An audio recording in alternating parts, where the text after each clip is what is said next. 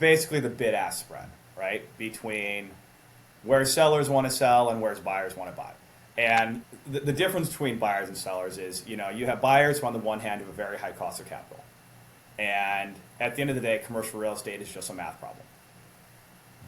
If the cost of capital is really high, you have to come in with more equity. And that can be really difficult. And so realistically, what that ends up translating to is, lower bids on their side where they can actually make these deals work with what is in place today. On the flip side of that, you have sellers who are saying, well, the cost of capital is going to come down significantly over the next year, and the value of my property should be higher this time next year or 2 years from now than it is right now. So if I want to sell, if I'm not forced to, I'm not gonna take some lowball price just because a buyer would need to come in with more equity. They'll just wait.